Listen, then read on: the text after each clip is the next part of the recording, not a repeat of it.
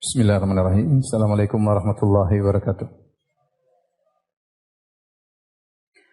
Alhamdulillahi ala ihsanihi wa syukru lahu ala taufiqihi wa amtinanihi. Asyhadu an la ilaha illallah wahdahu la syarika lahu ta'ziman li sya'ni. Wa asyhadu anna Muhammadan abduhu wa rasuluhu da'ila ridwani. Allahumma salli alaihi wa ala alihi wa ashabihi wa ikhwani. Hadirin dan hadirat yang dirahmati oleh Allah Subhanahu wa taala.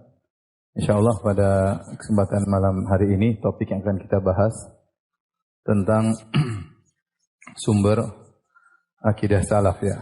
Jadi saya ingin menunjukkan dalam pertemuan kita kali ini bahwasanya akidah yang sedang kita bahas ini bukanlah akidah karangan Ibnu Taimiyah rahimahullahu taala.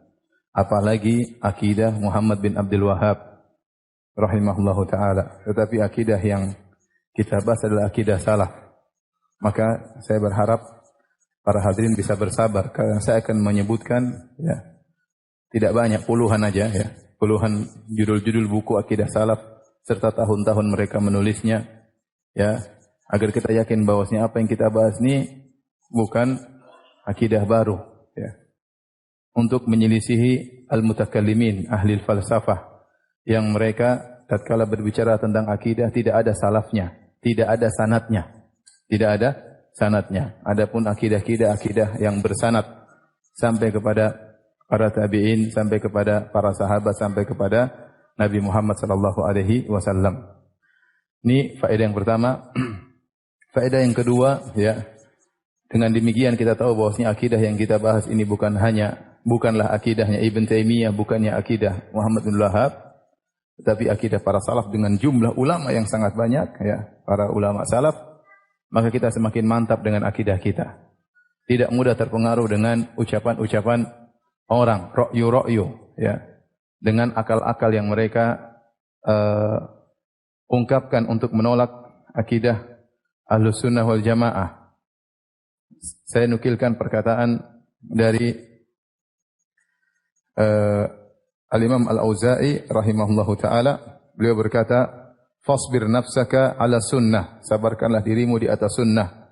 Waqif haitsu waqafal qaum, hendaknya kau berhenti di mana berhentinya para salaf. Wa qul fi ma qalu, dan ucapkanlah apa yang diucapkan oleh para salaf. Wa kuffa amma kaffu anhu, dan berhentilah engkau, diamlah dari apa yang mereka berdiam darinya. Wasluk sabila salafika salih, tempuhlah jalan salafmu yang saleh. Fa innahu yasauka ma wasa'ahum, sungguhnya lapang bagimu apa yang lapang bagi mereka. Al-Imam Al-Auza'i juga berkata, ya, dan beliau ini wafat pada abad kedua, beliau berkata, alaika bi atharin min salaf, athari man salaf. Hendaknya engkau berpegang teguh dengan asar, yaitu petuah-petuah yang diwariskan dari para salaf. Wa in rafadakan nas, meskipun orang-orang menolakmu. Wa iyyaka wa ara'ar rijal, dan hati-hatilah engkau dengan perkataan pendapat-pendapat orang-orang. Wa in zakhrafu laka bil qaul, meskipun mereka menghiasi pendapat mereka dengan perkataan-perkataan. Kemudian juga Imam Ahmad berkata, usulul sunnah indana, pokok-pokok sunnah di sisi kami, atamassuku bima kana alaihi ashabu Rasulillah sallallahu alaihi wasallam, berpegang teguh dengan apa yang dulu di atasnya para sahabat Rasulullah sallam, wal iktida'u bihim, dan meneladani mereka. Oleh karenanya Syekhul Islam Ibnu Taimiyah berkata, faulima anna syi'ara ahli bidah huwa tarku intihali tibai salaf. Maka dengan demikian diketahui bahwasanya slogannya Ahlul Bid'ah adalah meninggalkan mengikuti manhaj salaf. Paham? Slogannya Ahlul Bid'ah, syiar mereka adalah meninggalkan manhaj apa? Salaf. Oleh karenanya saya sudah sebutkan pada pertemuan di awal pertemuan, manhaj salaf adalah nama yang mulia. Tidak semua orang berani mengucapkan kita di atas manhaj salaf karena ada konsekuensinya. Bahwasanya akidahmu harus berada di atas akidah salaf. Kalau kau bilang kau berakidah salaf, mana salafmu? Maka mereka tidak akan bisa menyebutkan Ahlul Bidah. Mereka semua sepakat untuk meninggalkan manhaj salaf dalam berakidah. Tapi mereka kembali kepada pemikiran filsafat. Nah, kita akan menukil. Saya sebutkan, ini saya buat beberapa sedikit contoh. Tapi sebenarnya buku tentang akidah salaf sangat banyak. Bukan Ibnu Taimiyah, bukan Muhammad bin Wahhab. Ibnu Taimiyah hanya nukil dari mereka. Ibn Taimiyah hanya nukil dari mereka, ya. Agar kita tahu bahwasanya akidah yang kita perjuangkan ini bukan akidahnya Ibn Taimiyah, bukan karangan Muhammad Wahab, bukan akidah Wahabi, bukan akidah salaf. Yang kedua, kita semakin tenang dengan akidah kita, jangan terpengaruh dengan pemikiran-pemikiran. Bisa saja Anda kalah berdebat, logika dia lebih kuat, ya. Dia pakai logika, ya, tidak semua orang pandai berlogika. Kemudian Anda, tapi ingat, itu bukan manhaj salaf. Jangan terpedaya dengan perkataan mereka meskipun mereka menghiasi perkataan mereka. Yang ketiga, Anda akan tahu bahwasanya kalau Anda baca buku-buku akidah salaf, itu akidah salaf sangat mudah. Sangat mudah dipahami. Sebagaimana sudah kita jelaskan, sangat mudah dan sesuai dengan fitrah manusia. Tidak sulit-sulit seperti yang dipelajari oleh akidah-akidah al-mutakallimin, yaitu orang-orang Jahmiyah, Mu'tazilah, Asy'ariyah dan Maturidiyah. Akidah mereka rumit dan ruwet. Apakah Allah menurunkan akidah seperti itu kepada orang awam? Ya. Oleh karenanya ini yang ingin saya bahas pada malam hari ini, ya. Kita bacakan terlebih dahulu perkataan Ibn Taimiyah rahimahullahu taala dalam Aqidah Al-Wasithiyah. Beliau berkata, setelah kita sebutkan pada matan terdahulu, ya, di mana Ibn Taimiyah mengatakan, wa minal imani, di antara iman billah kepada Allah, al-imanu bima wasafa bihi nafsahu fi kitabih. Beriman kepada Allah dengan apa yang Allah sifatkan tentang dirinya dalam Al-Quran. Wa wasafahu bihi rasuluhu. Dan apa yang telah disifatkan Rasulnya tentang Allah, Muhammad SAW, dalam hadis-hadisnya, min ghairi tahrifin wala ta'til, tanpa mentahrif, tanpa menta'til, wa min ghairi takyifin wala tamthil, tanpa mentakyif dan tanpa mentamsil. Ini sudah kita jelaskan semuanya, ya. Kita sudah jelaskan. Tanpa mentahrif maksudnya tanpa mentakwil maknanya, tanpa mentaktil, tanpa menolak maknanya, tanpa mentakyif, tanpa membagaimanakannya, bagaimana ini, bagaimana istiwanya Allah, bagaimana tangannya Allah, enggak boleh.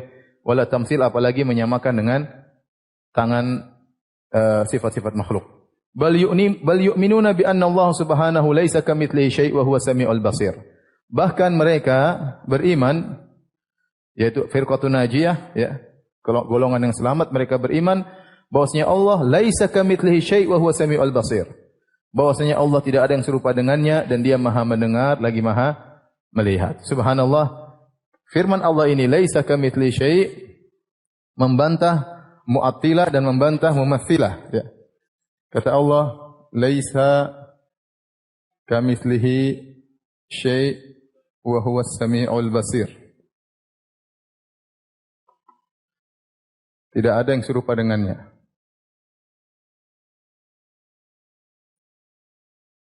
Serupa dengannya dan Dia Maha, dan Allah Maha mendengar lagi Maha melihat.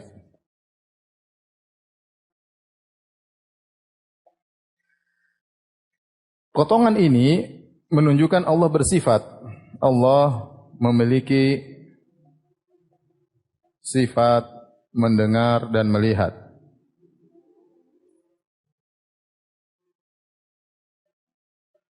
Dan ini bantahan terhadap Mu'attilah, bantahan pada penolak sifat.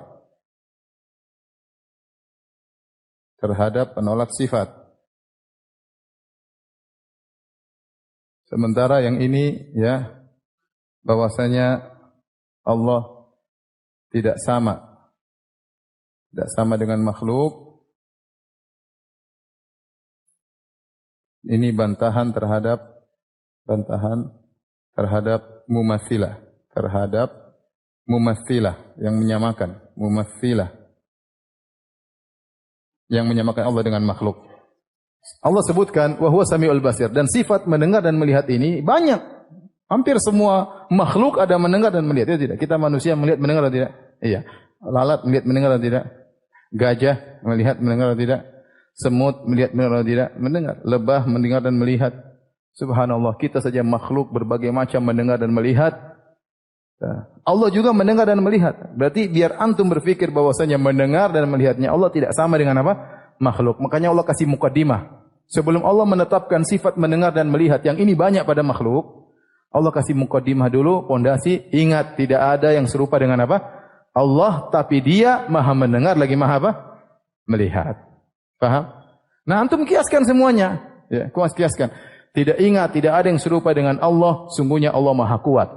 Manusia juga punya kekuatan, tapi kekuatan Allah beda dengan kekuatan apa? Manusia. Ingat, tidak ada yang sama dengan Allah, tapi Allah punya wajah. Ingat, wajah Allah tidak sama dengan wajah manusia dan wajah apa? Makhluk, dan seterusnya. Maka ini adalah kaidah yang penting dari ayat ini. Laisa kamitslihi syai' wa huwas samiul basir. Kemudian kata Ibn Taimiyah rahimahullah taala, "Fala yanfuna anhu ma wasafa bi nafsuhu wa la yuharrifuna al-kalima an mawadhi'ihi."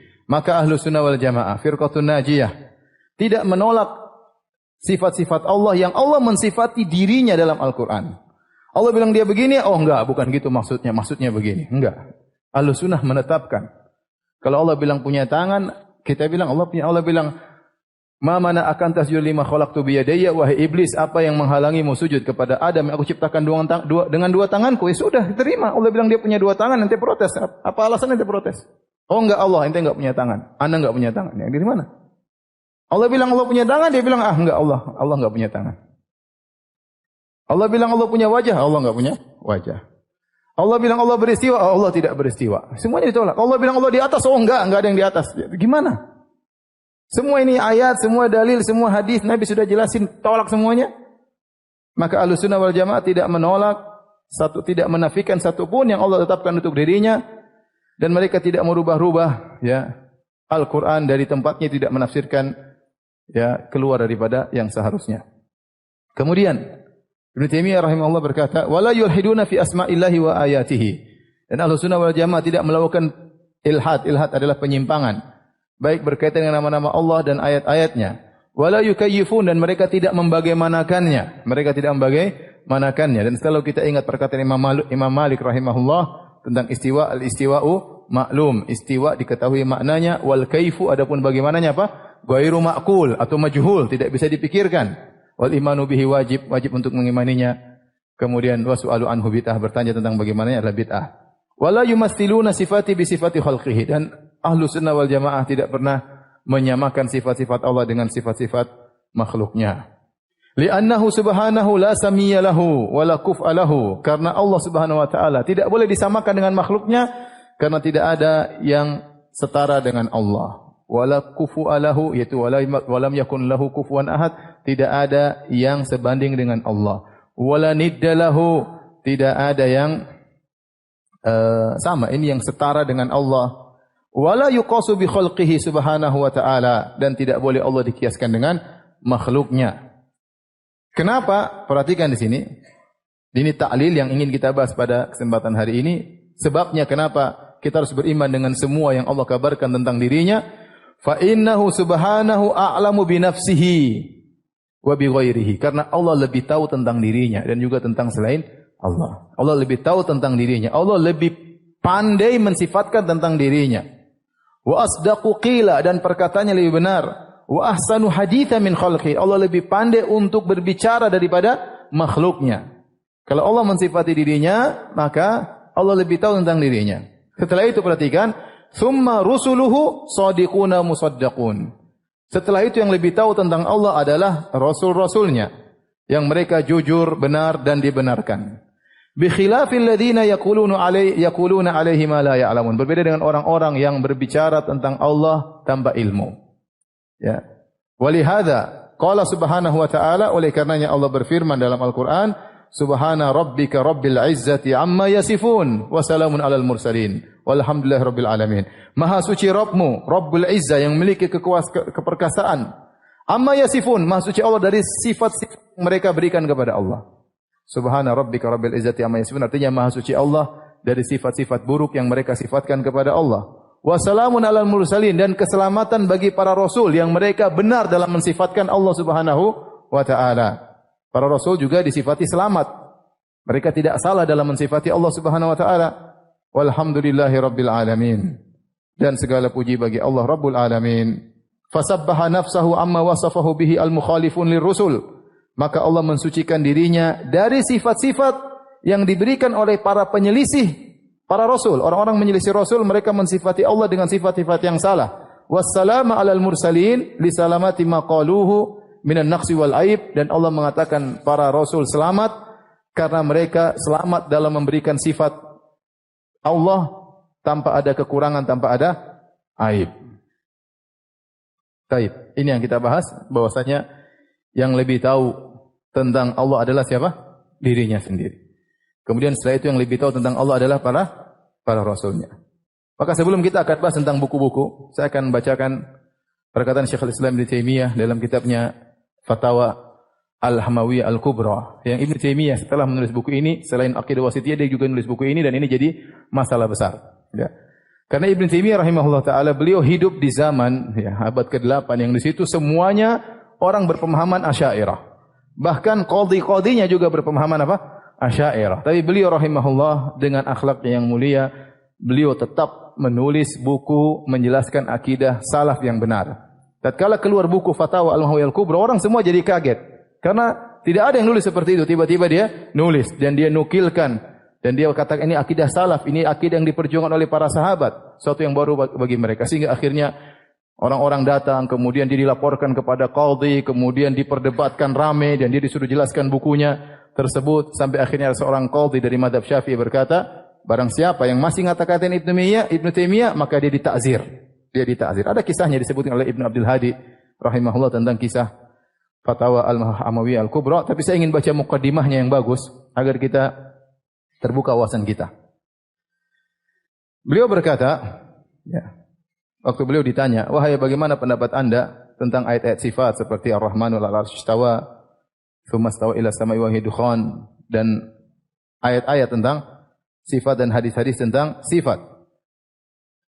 Apa jawaban beliau?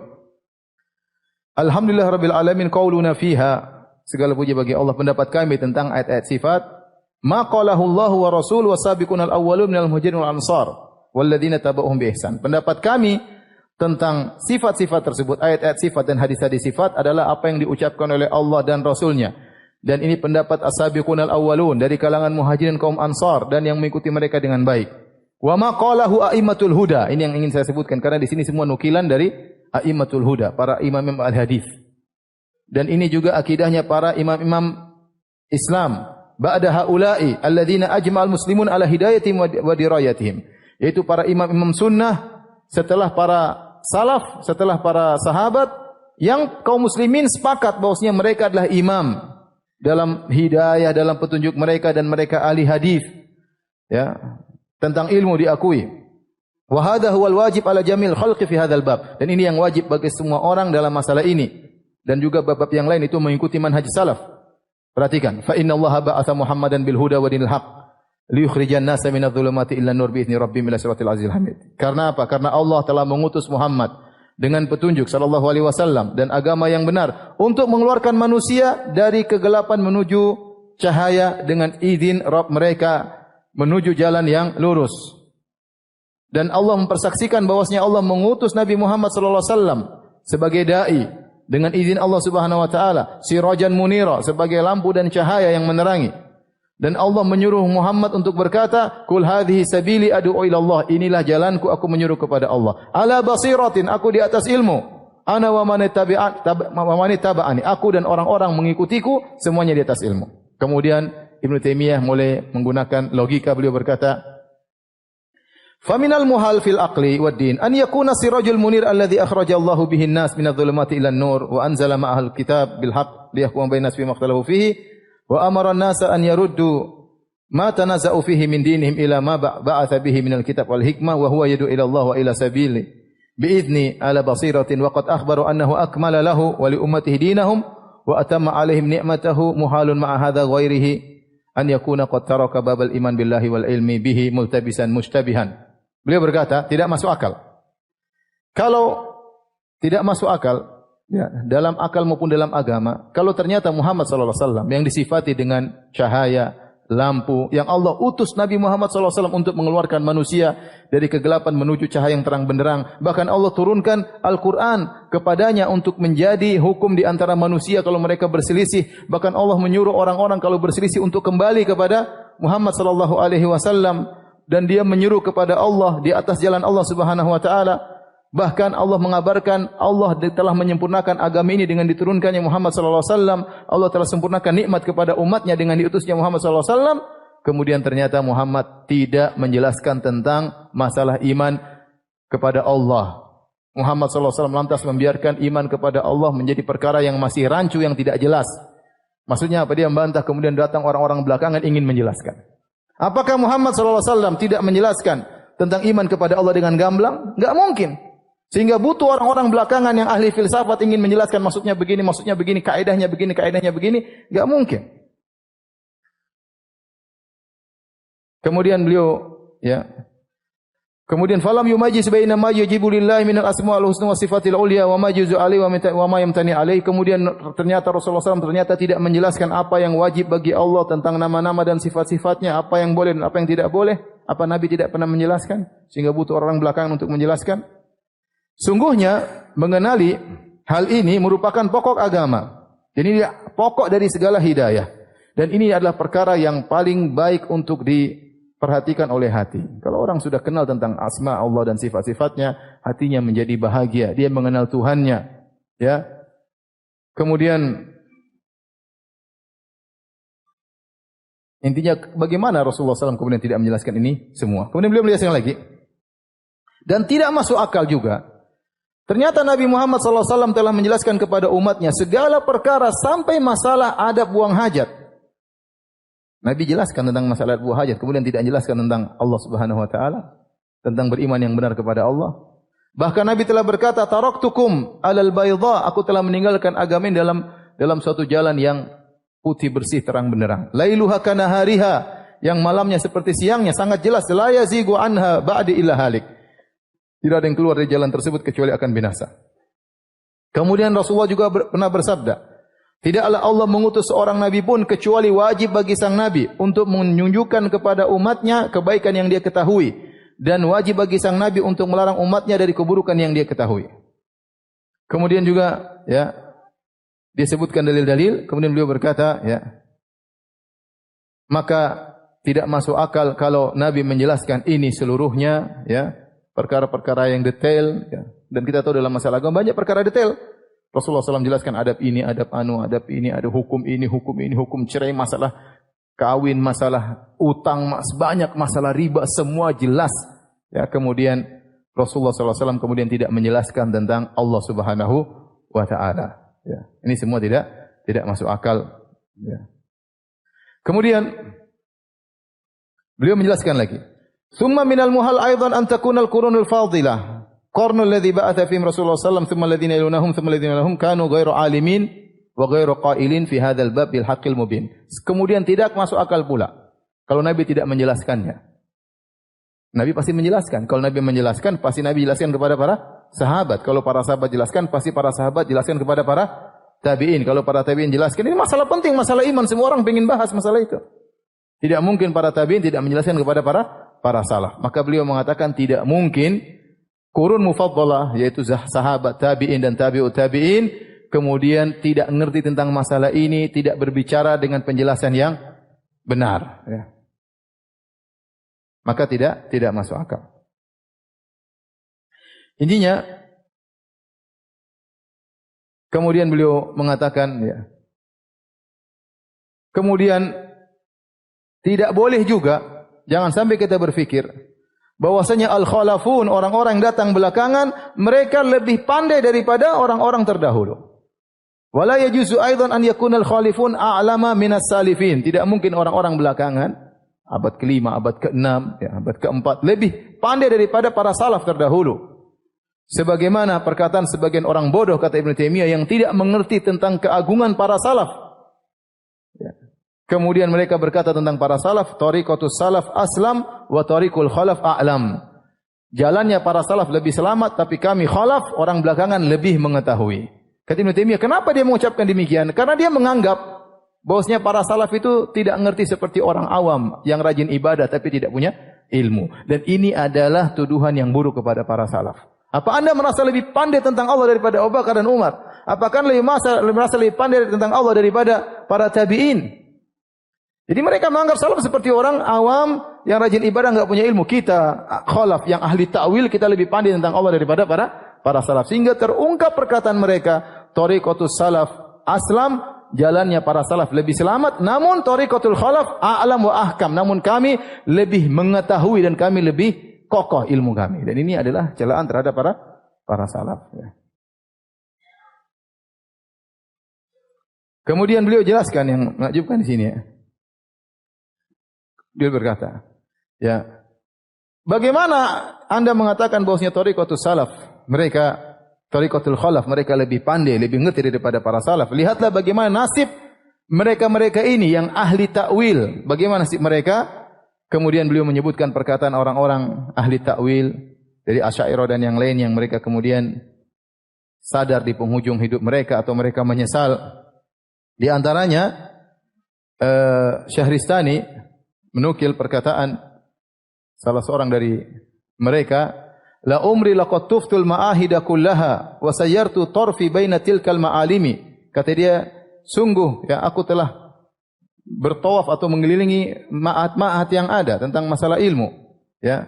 Kemudian aku menjalankan ya pandanganku kepada berbagai macam ilmu. Falam ara illa wadhi'a kaffahairin illa wadhi'an kaffahairin ala dhaqnin aw qari'an sinna nadimin. Aku tidak dapati kecuali hanya seorang yang hanya bingung dan hanya menggerakkan giginya karena penyesalan.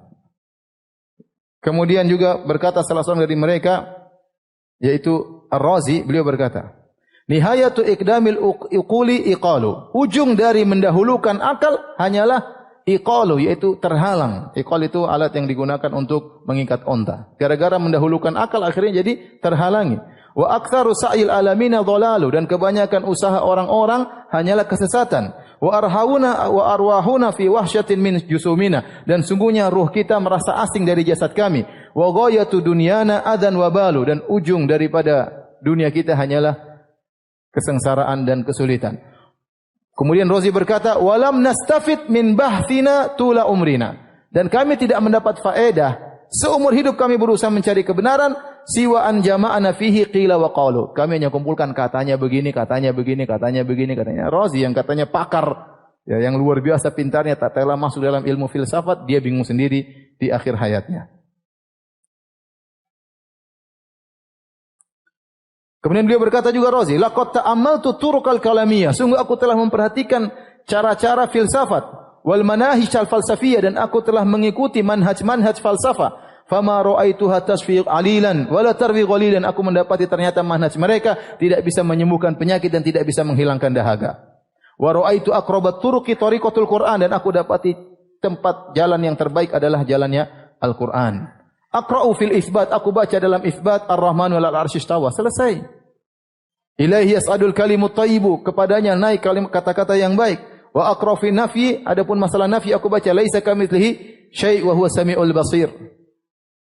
Wa man jarraba mithla tajribati arafta mithla ma'rifati, barang siapa yang mencoba apa yang telah aku coba, dia akan tahu bagaimana pengetahuanku. Yaitu percuma kesana kemari, filsafat semuanya ngaco, tidak jelas.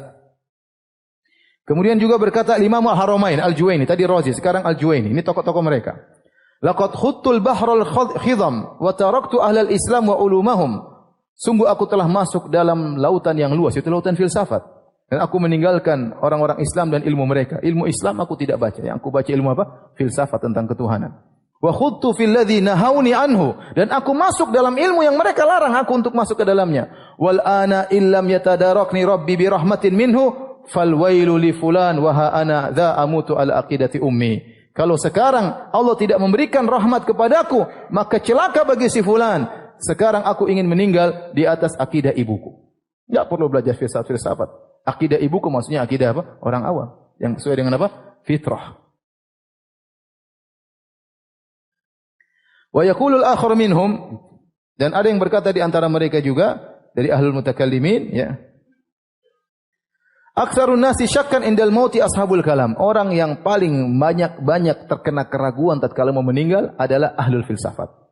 Karena semua ilmu dia tidak ada yang pasti. Semuanya apa? Meragukan. Karena semua sekedar logika-logika, ya.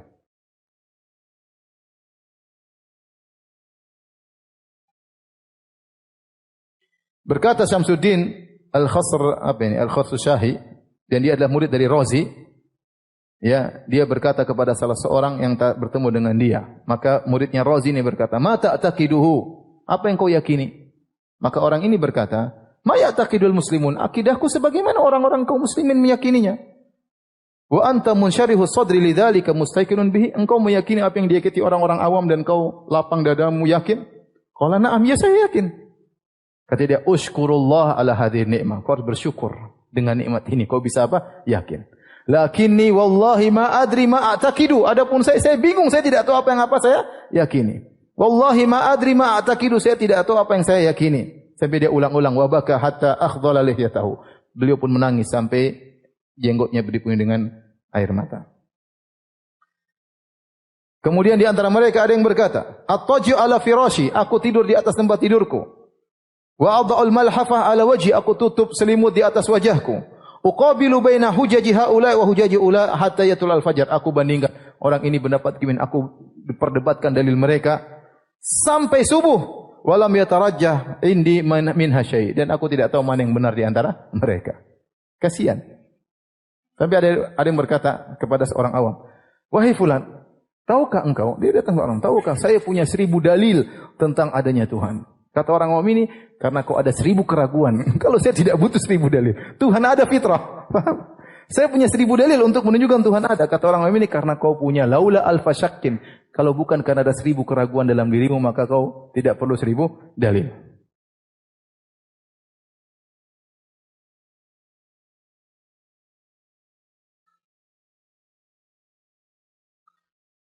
Taib. Ya. Inilah penghujung dari mereka ahlul kalam. Ya. Mereka hanyalah ditimpa dengan keraguan dan kebimbangan. Ya, bagaimana orang-orang ini dikatakan lebih pandai daripada para salaf. Ini adalah perkataan orang-orang bodoh, kata Syekhul Islam Ibn Taimiyah rahimahullahu ta'ala. Ya. Baik, sekarang kita akan bahas pada pembahasan inti. Ya, intinya saya ingin menjelaskan bahwasanya akidah salaf diambil dari para salaf, adapun akidah ahlul bidah diambil dari orang-orang ahli filsafat Yunani dan yang lain-lainnya.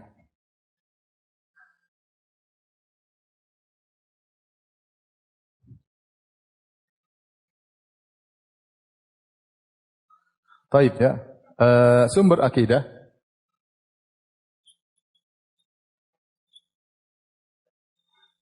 Kita manhajus salaf ya. Manhajus salaf. Adapun ini manhaj al-mutakallimin. Mutakallimin maksudnya apa? Ahlul kalam. Ahlul kalam maksudnya kalam itu maksudnya adalah ilmu filsafat, dan ada buku karangan kalau enggak salah judulnya Zammul Kalam, apakah Ibnu Jauzi atau yang lainnya. Celaan terhadap ilmu kalam, yaitu ilmu filsafat. Bagaimana Imam Syafi'i sangat anti dengan ilmu kalam. Kata Imam Syafi'i, hukmu li ahlil kalam an yujradu bin ni'al au yujladu bil jaridah. Sungguhnya hukumku bagi orang yang belajar ilmu filsafat dipukul dengan pelepah korma ya. Kenapa? Karena dia akan belajar apa kata Aristoteles, apa kata Platon, apa kata Socrates, kemudian bicara tentang Tuhan. Ya, ente Al-Quran dan Sunnah selesai. Para salaf lebih ngerti, mereka bahagia, mereka langsung ngapain, ente percaya Tuhan dengan jalan-jalan mereka. Dan ini ahlul kalam sudah kita sebutkan asalnya dari siapa? Ja'ad bin Dirham atau dari Jahm bin Safwan.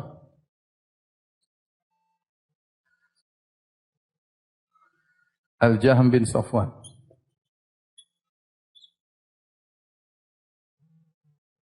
Kemudian Jahm bin Safwan mewariskannya kepada banyak orang ya, di antaranya kepada Al-Kullabiyah, kemudian apa? Al-Mu'tazilah, kemudian apa? Al-Asy'ariyah, kemudian Al-Maturidiyah. Apa yang diwariskan oleh Jahm bin Safwan? Dijelaskan oleh bin Safwan adalah dalilul a'rad. Dalil apa? A'rad. Karena ini semua kelompok-kelompok ini meyakini dalil a'rad untuk menolak sifat-sifat Allah Subhanahu wa taala. Tahukah Anda dari mana Jahm bin Safwan mengambil dalil a'rad? Jahm bin Safwan subhat terkumpul dalam dirinya banyak sekali. Namun di antaranya ternyata dalil a'rad ini diambil dari Plato dan Aristoteles ya.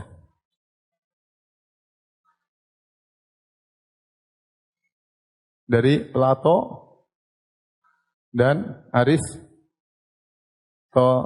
ya. Plato dalam bukunya judulnya ya, The Laws of Plato. Antum bisa buka ya, kalau bahasa Arabnya judulnya Al-Qanun. Yaitu pada book 10 yaitu bab 10.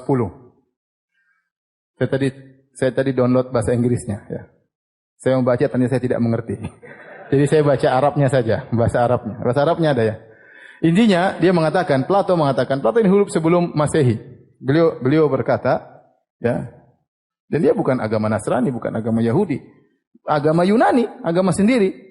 Dia berbicara tentang Tuhan. Dia berkata, bagaimana menetapkan adanya Tuhan?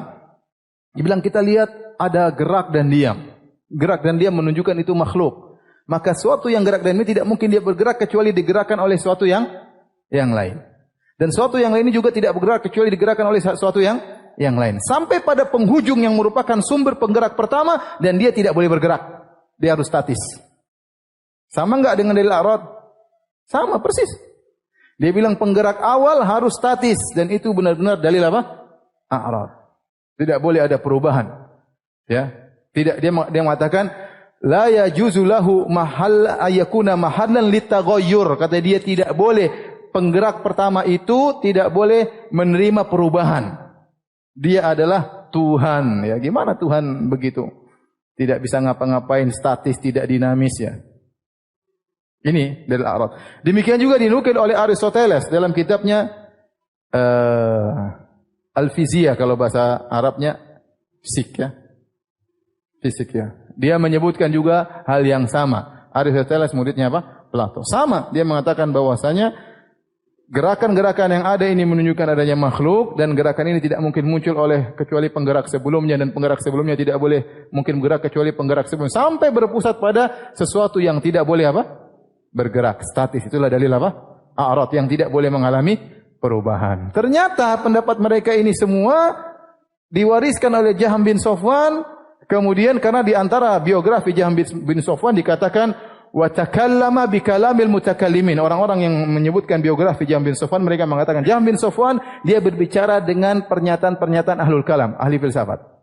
Kemudian lari dari al-A'rad ini yang menyatakan Allah tidak boleh mengalami perubahan sama sekali, diwariskan oleh Kullabiyah, Mu'tazilah, Asy'ariyah dan Maturidiyah. Oleh karenanya Razi dari Asy'ariyah al-Asy'ariyah mutaakhirin. Apa kata Razi tadi yang bingung itu? Razi berkata dalam kitabnya Asasut Taqdis, Asas At-Taqdis. Dan ini yang dibantah oleh Ibnu Taimiyah dalam kitabnya Bayan Talbisul Jahmiyah. Dia mengatakan apa? Man arada an yashra' fil ma'arifil ilahiyah falyastahdits lahu fitratan ukhra. Yang artinya, barang siapa yang ingin masuk dalam pembahasan tentang ketuhanan, maka hendaknya dia bikin fitrah yang baru. Fitrah yang ada dia buang. Subhanallah. Dia tidak, karena fitrah yang ada yang sekarang kita miliki mengakui Tuhan di atas. Makanya Razi mengatakan kalau Anda ingin bicara tentang Tuhan itu fitrah buang kata dia. Dan ini perkataan siapa? Perkataan Aristoteles. Dia mengatakan berkata qala Aristoteles. Masya Allah. Dia menukil dalam kitab Asas Taqdis. Berkata Aristoteles, barang siapa ingin bicara tentang Tuhan, ingin masuk dalam pembahasan ketuhanan teologi, maka hendaknya dia bikin fitrah yang baru. Gimana? Kalau Islam sesuai dengan apa fitrah? Fitrah manusia. Inilah sumber mereka kembali kepada ahli filsafat yang mereka akhirnya bingung sendiri ya. Mereka bingung sendiri. Mana coba yang seperti kita jelaskan kemarin? Allah Maha mendengar apa? Pemandangan dan Allah Maha melihat suara. Gimana? Baik. Adapun manhajus salaf ya. Maka kita akan bicara tentang sejarah penulisan akidah ya. Saya akan nukil di situ banyak tapi sementara ya. Sejarah penulisan akidah.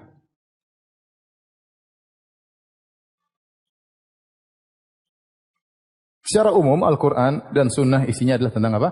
Tentang akidah. Kemudian setelah itu, jadi ada beberapa marhalah. Fase pertama, yaitu penulisan hadis-hadis. Penulisan hadis-hadis ini, pertama, kalau kita dapati disebut dengan sahifah. Sahifah itu para sahabat yang nulis, seperti sahifah Abdullah bin Amr bin As. Ya. Dia datang kepada Rasulullah, ya Rasulullah, aku mencatat semua yang kau katakan. Fanahatni Quraisy. Maka orang Quraisy melarangku. Kenapa kau tulis? Fa inna Muhammadan yatakallam fil ghadab war ridha. Muhammad itu kalau ngomong terkadang dia senang, terkadang dia marah, tidak semuanya. Jangan kau tulis semuanya, lihat kondisinya. Maka aku katakan kepada Nabi SAW, kata Nabi, uktub walladhi ba'athani bil haq ma yakhruju minhu illa al haq. Tulis semua yang aku katakan. Tidak ada yang keluar dari mulutku kecuali apa? Kebenaran. Jadi dia nulis. Ada lagi sahifat Abu Hurairah. Abu Hurairah juga apa? Nulis. Ada sahifat Ali bin Abi Thalib. Ali bin Abi Thalib juga nulis. Ya, dulu sebelum jadi buku-buku hadis berupa apa? Sahifah-sahifah. Sahifah-sahifah para sahabat. Ini yang pertama. Jadi ini sudah berjalan di sejak zaman Rasulullah sallallahu alaihi wasallam. Ini di zaman Nabi. Di zaman Nabi. Memang Nabi sallallahu alaihi wasallam pernah berkata, "La taktubu anni ghairal Qur'an, wa man kataba anni ghairal Qur'an falyamhu." Jangan kalian menulis dariku selain Al-Qur'an. Siapa yang tulis selain Al-Qur'an maka hapuskan. Maka kata para ulama, ini ada hadis Abu Sa'id Al-Khudri dalam Sahih Muslim, Rasulullah pernah melarang menulis selain Al-Qur'an, maka dijelaskan oleh para ulama maksudnya tidak boleh menulis Al-Qur'an dengan hadis di sampingnya. Jangan ente tulis Al-Qur'an terus sampingnya nulis hadis, karena nanti tercampur antara Al-Qur'an dan apa? Hadis. Tetapi banyak hadis menunjukkan para sahabat nulis dan Nabi juga nulis. Seperti Nabi berkata, "Uktubu li Abi Syah." Ada Abu Syah berkata, "Ya Rasulullah, aku lupa." Kata Nabi, "Tuliskan buat Abu Syah apa yang aku ucapkan." Dan para sahabat menulis.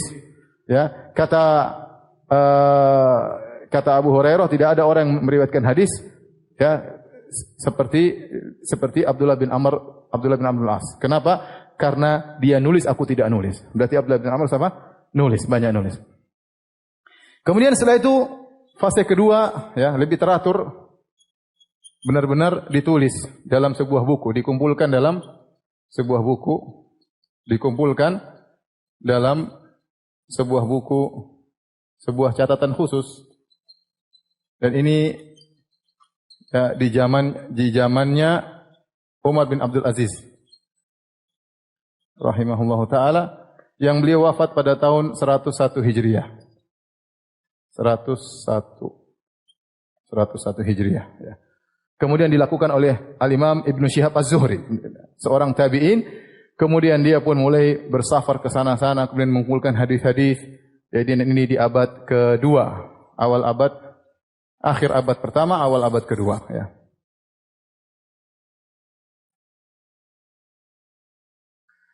Setelah itu fase ketiga, penulisan hadis secara umum bercampur antara akidah dan yang lainnya, bercampur antara masalah akidah dan yang lainnya.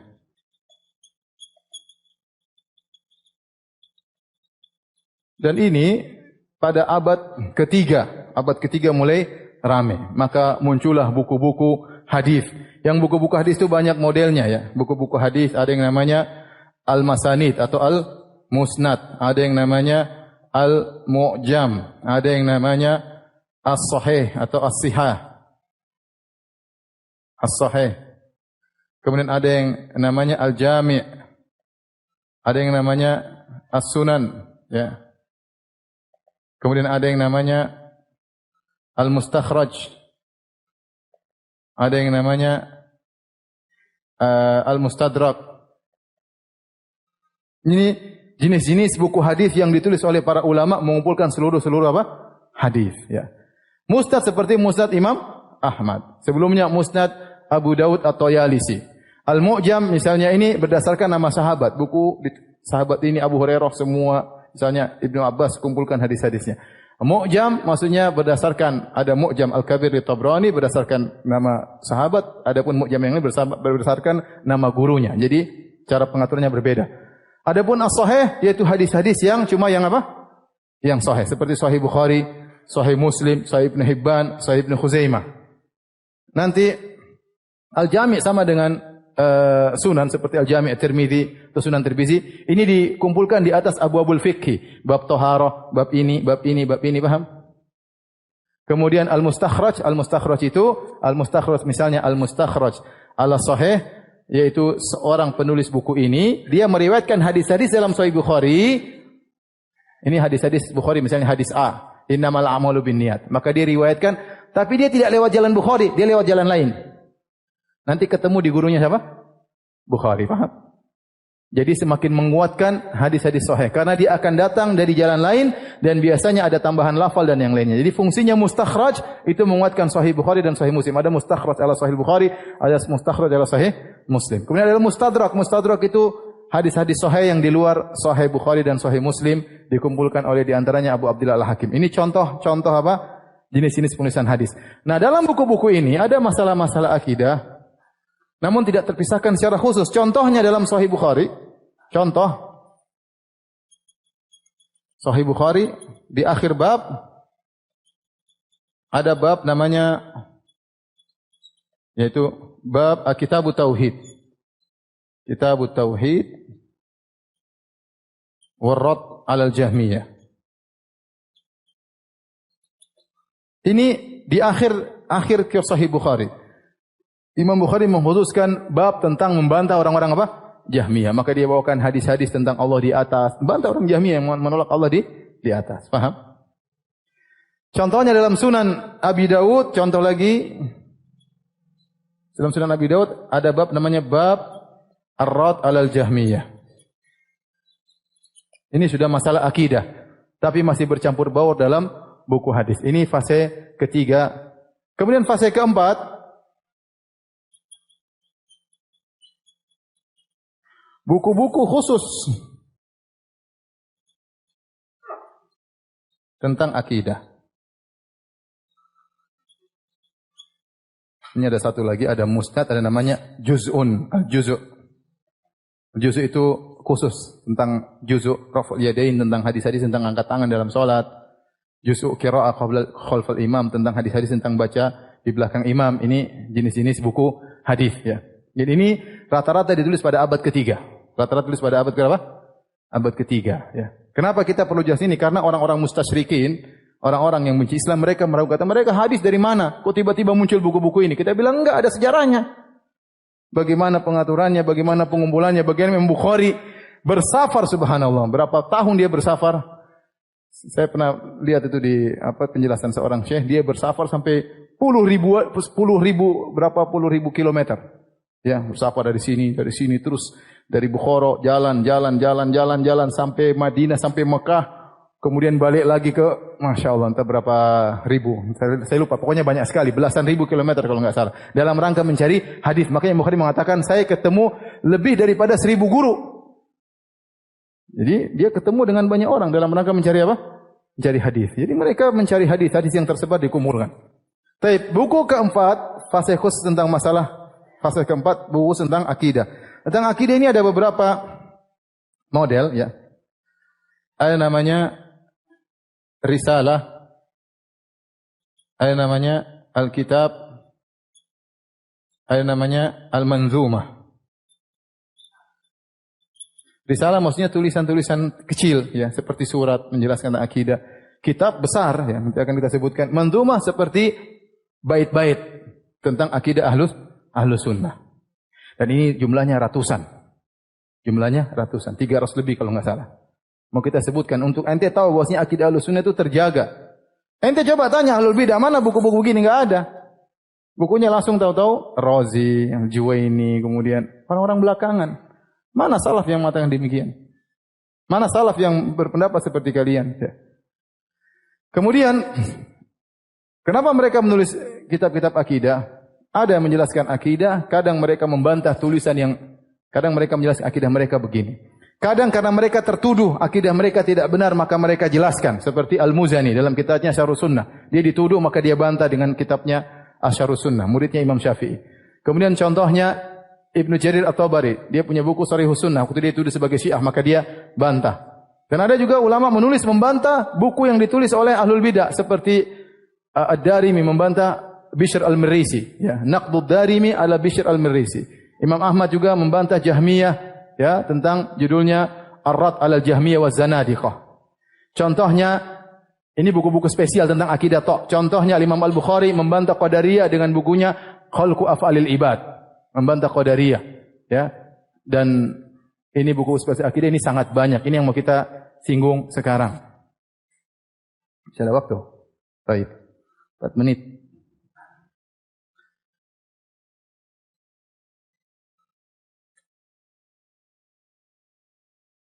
Ini buku, ya, judulnya Tarikh Tadwin fi Usuluddin, tentang sejarah penulisan buku-buku akidah Ahlus Sunnah wal Jamaah. Ya. Jadi pertama ya. Kemudian ini judulnya Al-Jami' fi Aqaidir Wasail Ahli Sunnah wal Athar. Buku yang mengumpulkan tentang akidah dan risalah-risalah Ahlus Sunnah dan Ahli Hadis. Ada sekitar 60 matan akidah. Imam Auza'i, imam-imam semua di sini ada 2 jilid, 2 jilid. Ya, risalah-risalah kecil tentang menjelaskan akidah, membantah ahlul bidah. 60 risalah, ya, 2 jilid. Ini khusus manzumah tentang bait-bait, ya, tentang akidah Ahlus Sunnah wal Jamaah, ya. Harusnya antum baca. Biar antum tahu akidah antum itu bukan akidahnya Ibnu Taimiyah, paham? Ibnu Taimiyah hanya nukil dari mereka. Ibnu Taimiyah hanya nukil dari mereka. Jangan kita bilang ini akidah Ibnu Taimiyah. Enggak. Kita enggak pakai buku Ibnu Taimiyah. Ya. Baik. Sekarang saya bacakan buku-buku yang ada, ya.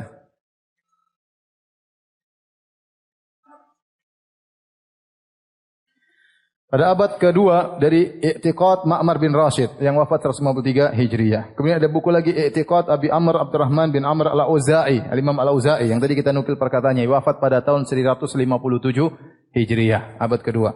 Kemudian I'tiqad Abi Abdullah Sufyan bin Said Al-Thawri, akidahnya Imam Thawri, wafat pada 161 Hijriah. Akidahnya Imam Malik, wafat 179 Hijriah.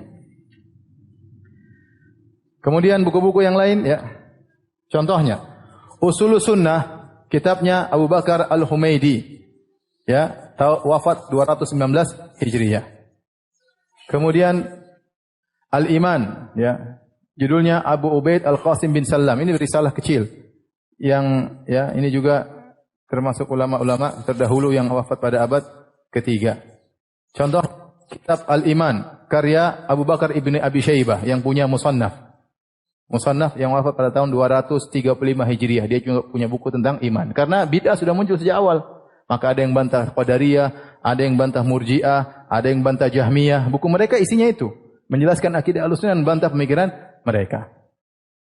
Contoh juga bukunya, ya, Al-Haidah karangan Abdul Aziz Al-Kinani, wafat 240 Hijriah. Ini buku sangat bagus. Ya, bukunya dicetak karena dia berdebat dengan seorang ahlul bidah di hadapan Khalifah Al-Ma'mun. Kalau dia kalah maka dia bisa dibunuh, dan perdebatannya ditulis bagus. Dia ceritakan perdebatan dia. Saya sudah baca buku ini, buku yang sangat indah. Ibnu Taimiyah mengambil faedah dari buku-buku ini. Contohnya Usulus Sunnah Al-Imam Ahmad bin Hanbal. Mana bukunya? Ini bukunya, ya. Usulus Sunnah karya Al-Imam Ahmad bin Hanbal. Imam Ahmad bin Hanbal juga punya buku judulnya Ar-Rad 'alal Jahmiyah, juga sekitar ini. Tebalnya sekitar ini. Ar-Rad 'alal Jahmiyah waz Zanadiqah. Ya, ini di antaranya Usulus Sunnah yang isinya berpegang teguh kepada manhajus salaf. Kemudian buku yang lain, Rad 'alal Zanadiqah wal Jahmiyah, ya.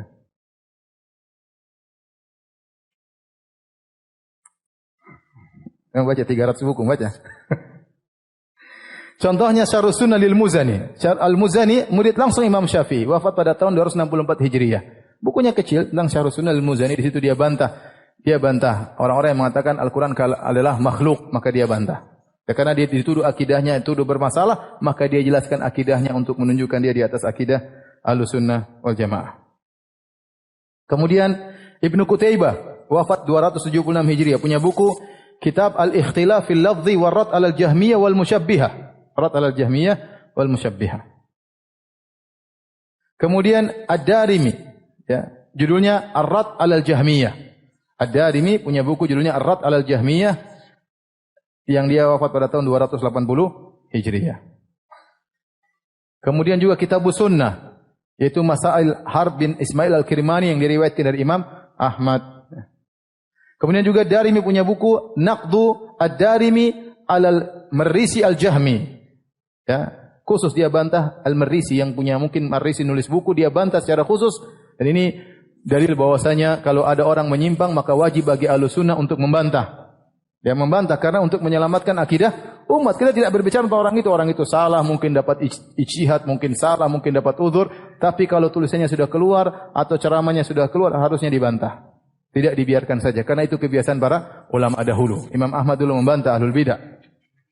Karena sekarang bebas, orang bicara bebas, tidak ada yang bantah.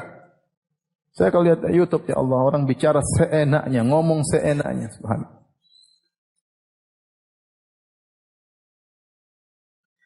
Kitabus Sunnah li Ibnu Abi Asim, wafat 287 Hijriah. Kitab As-Sunnah li Abdullah bin Ahmad bin Hanbal, anaknya Imam Ahmad bin Hanbal. Dia punya kitab judulnya Kitab As-Sunnah wa Rad 'alal Jahmiyah, ini bukunya. As-Sunnah wa Rad 'alal Jahmiyah, 2 jilid. Ini saya buat jilid pertama saja, jilid kedua saya tinggal di rumah, ya. Paham? Kalau hilang biar kembali. Kitab As-Sunnah wa Rad 'alal Jahmiyah, ini 2 jilid. Isinya membantah ahlul bidah, ya. Azan kan? Azan dulu.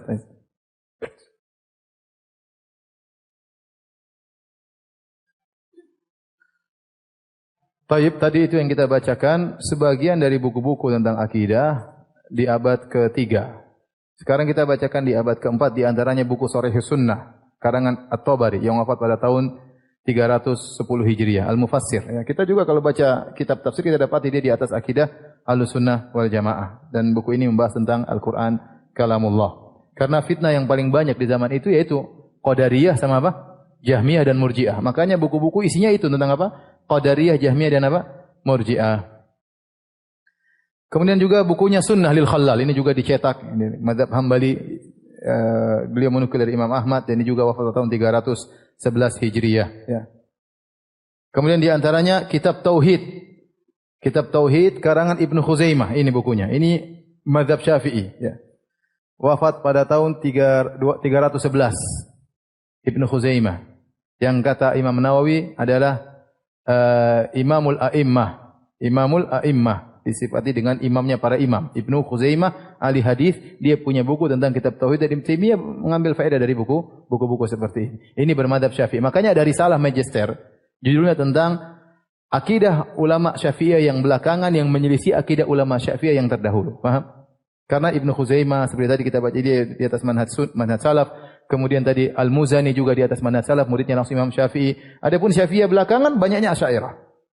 Tapi mereka menyelisih akidah pendahulu mereka. Sama seperti Asy'ariyah menyelisih Asy'ariyah yang pendahulu mereka. Ini 2 jilid, ini saya buat 1 jilid saja.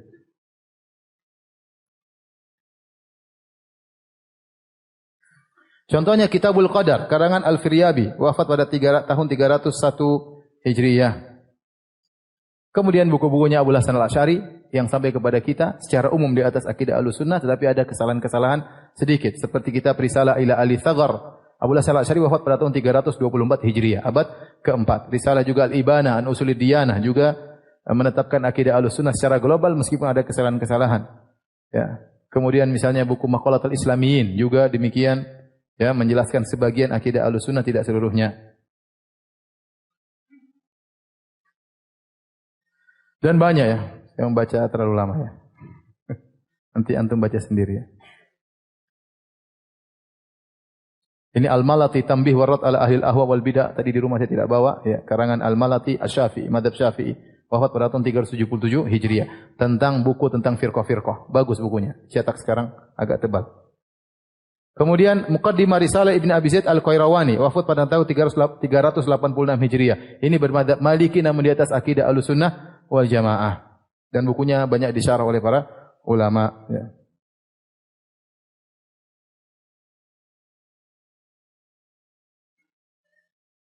Adapun buku-buku yang ditulis, ya, saya lupa juga di antaranya Al-Imam Al-Bukhari yang wafat pada abad ke-3, bukunya apa? Khalqu Af'alil Ibad. Khalqu Af'alil Ibad, membantah tentang Qadariyah dan Jahmiyah. Khalqu Af'alil Ibad.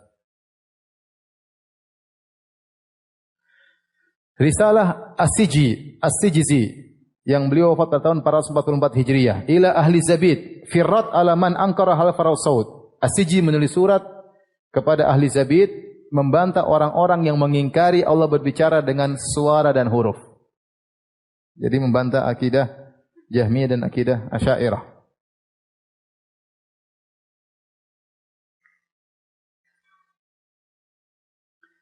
Kemudian risalah fi i'tiqad ahli sunnah wa ashabil hadis karangan Abu Utsman As-Sabuni wafat 449 Hijriah, dia bermadzhab Syafi'i. Ini bukunya Akidah Ahli Sunnah wa Ashabil Hadis ya. Ini juga sebelum Ibnu Taimiyah. Jangan bilang ini Wahabi ya. Ini Ibnu Taimiyah abad ke-8, Wahabi abad ke-12 atau abad ke-11. Paham? Ini abad ke-5. Ini sebelumnya abad-abad sebelumnya. Saya ingin jelaskan jangan sampai antum terpedaya orang ini akidah Wahabi. Enggak, kita tidak baca, kita baca dari buku-buku. Ibnu Taimiyah hanya membantu kita untuk mengumpulkan ya. Adapun buku-buku mereka ada, alhamdulillah. Bisa kita baca.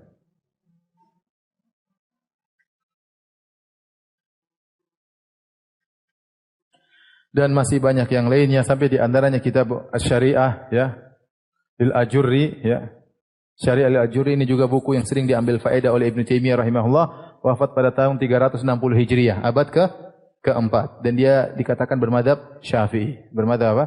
Syafi'i. Al-Ajurri ini dicetak dulu berapa jilid, sekarang tulisannya jadi kecil jadi 2 jilid ya. Baik. Sekarang manzumah ya. Saya bacakan satu contoh saja. Manzumah Ha'iyah. Ha'iyah maksudnya terakhirnya adalah huruf ha. Manzumah karangan Ibni Abi Daud. Maksudnya anaknya Imam Abu Daud As-Sijistani. Abu Daud punya Sunan Abi Daud. Sunan Abi Daud dia punya anak di atas Ahlussunnah, manhaj Ahlussunnah wal Jamaah. Bapaknya juga, tapi anaknya menulis dan dia wafat pada tahun 316 Hijriah. Berarti abad keberapa? Abad keempat. Saya bacakan di antara perkataan beliau dalam manzumahnya ya. Tamassak bihablillahi wattabi'il huda wa la takub bid'iyan la'allaka tuflihu. Berpeganglah dengan tali Allah dan ikuti petunjuk. Jangan kau jadi ahlul bid'ah, semoga kau beruntung. Wa din bi kitabillahi wa sunanil lati. Beragamalah dengan Al-Qur'an dan sunnah-sunnah hadis. Jangan pakai Aristoteles dan Plato ya. Agama dengan Al-Qur'an dan apa? Hadis. Atat an Rasulillah tanju wa tarbahu. Yang datang dari Rasulullah, sunnah-sunnah tersebut kau akan selamat dan kau akan beruntung. Wa kul ghairu makhluqin kalamu malikina. Katakanlah bahwasanya Al-Qur'an bukanlah makhluk.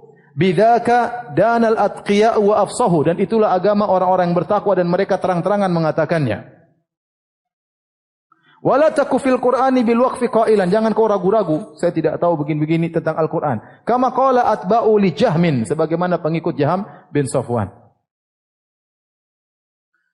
Dan seterusnya. Beliau berkata lagi, wa qul yanzilul jabbaru fi kulli lailatin. Katakanlah Allah turun setiap malam. Bila kaifin, dan jangan tanya bagaimananya. Jallal wahidul mutamaddahu. Dia sebut ini kita bukan bicara baru, bukan akidah Ibnu Taimiyah. Ini akidah zaman dulu, akidahnya Nabi dan para sahabat dan para salafus saleh, dan mereka sudah menulis. Hanya sekedar menukil saja ya. Mana lagi ya? Sudah ya? Atau tadi saya baca juga Zanjani, bagus ya. Zanjani ini Syafi'i.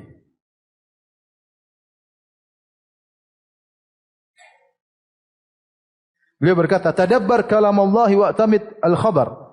Tadabburlah terhadap firman Allah dan berpeganglah kepada hadis-hadis. Wada' angka ra'yan la yulaimuhu asar. Tinggalkanlah engkau pendapat-pendapat yang tidak sesuai dengan hadis-hadis Nabi sallallahu alaihi wasallam. Wa nahjul huda falzamhu waqtadi bil ula. Dan ikutilah jalan petunjuk dan mencontohilah orang-orang terdahulu, para sahabat. Hum syahidut tanzila allaka tanjabir. Mereka telah menyaksikan turunnya Al-Qur'an. Jadi ikuti jalan para sahabat.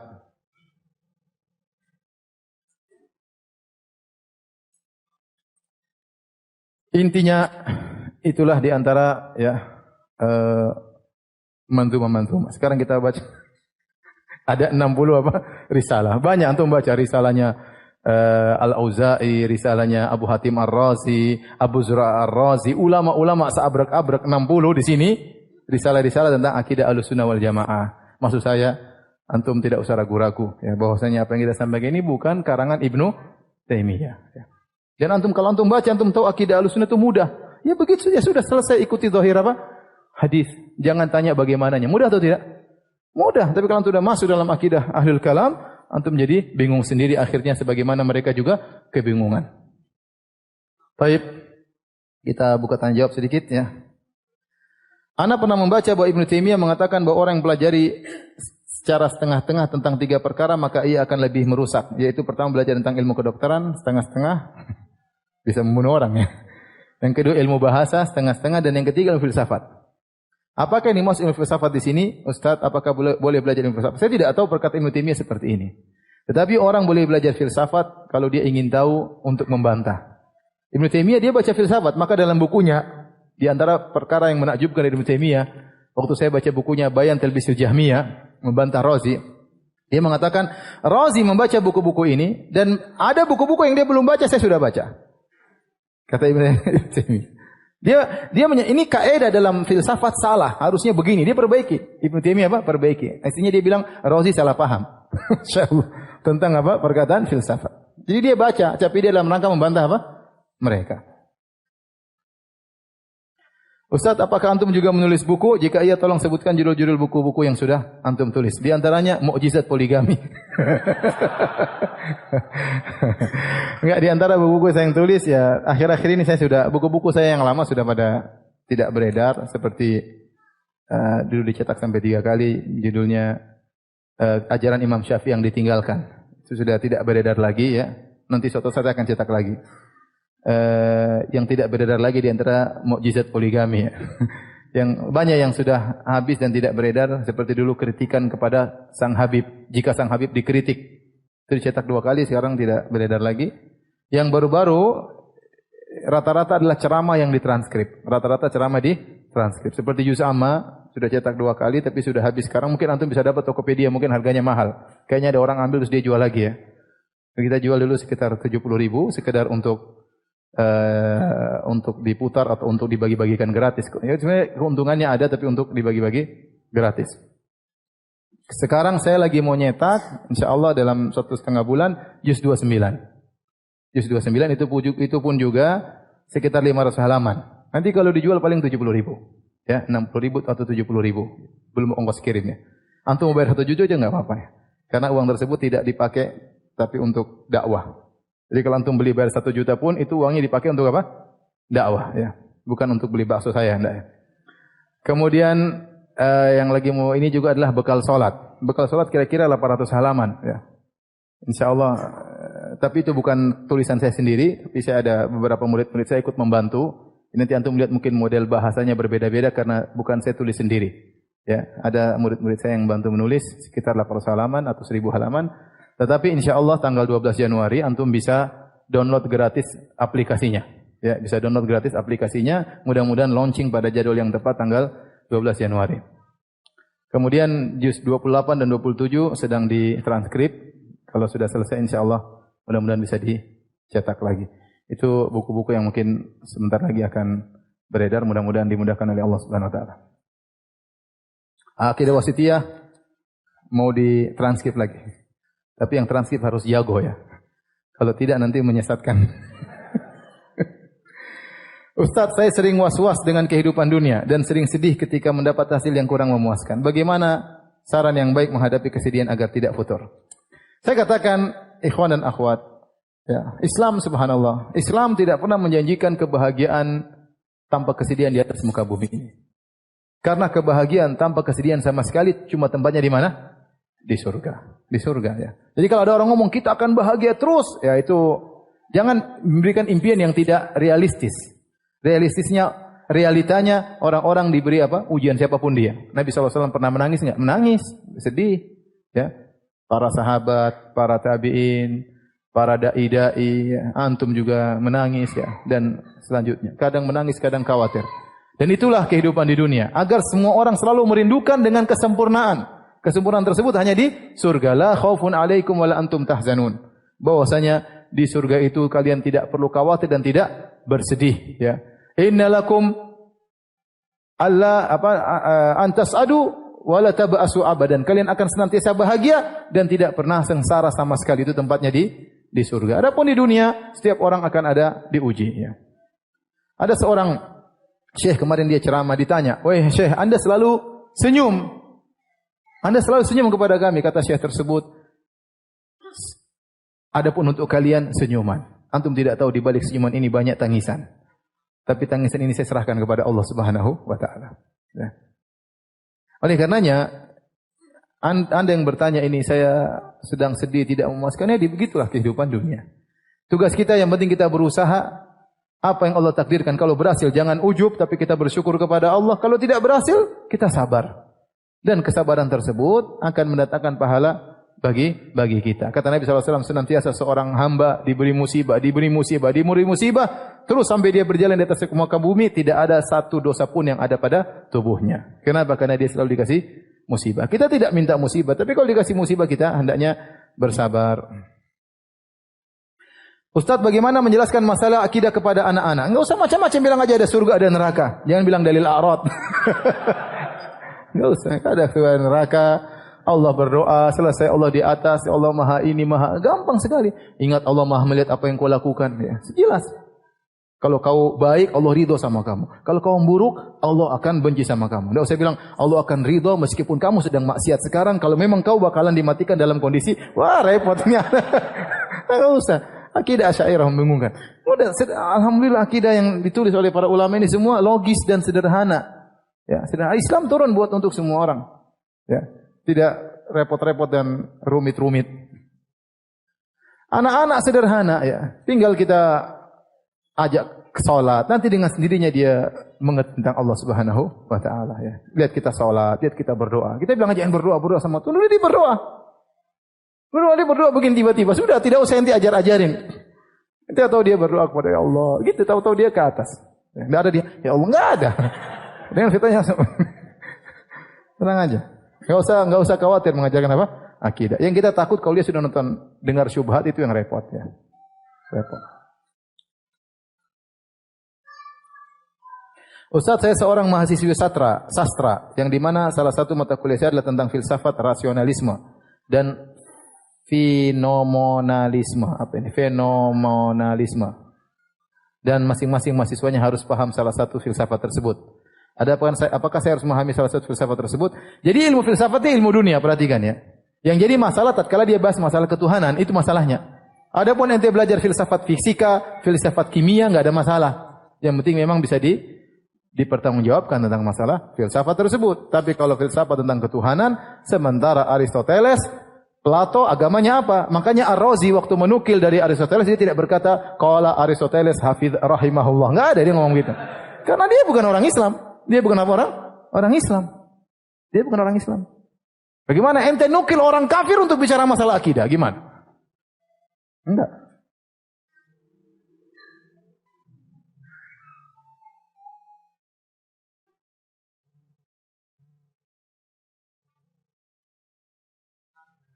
Iya.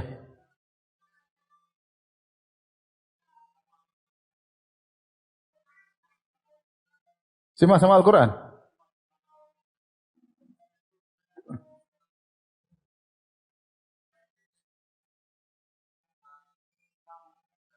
Ada kakaknya hanya berpegang dengan Al-Quran. Terus kalau berpegang dengan hadis, maka dia telah menuhankan siapa? Ulama, iya. Dia yang berpegang dengan Al-Quran, dia mempertuhankan dirinya sendiri, paham? Yang paham Al-Quran, maksudnya Al-Quran saja siapa? Yang ngajarin dia itu siapa? Seperti itu.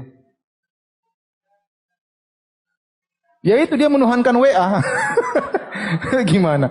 Gimana orang pakai Al-Quran? Gimana antum belajar? Gimana antum mau haji kalau cuma Al-Quran? Gimana mau sholat? Coba. Allah mengatakan aqimus sholat. Coba sholatnya. Dari mana tulis 5 waktu? Waktu zuhur begini, mana dalilnya? Dalam Al-Quran mana syahadah? Kalau mau syahadah, asyhadu. Dia enggak syahadah berarti. Terus Muhammad mau dimanain? Bilang ente itu namanya bukan orang Islam.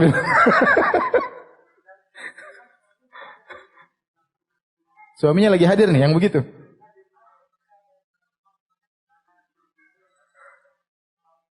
Enggak, yang bilang begitu lagi hadir.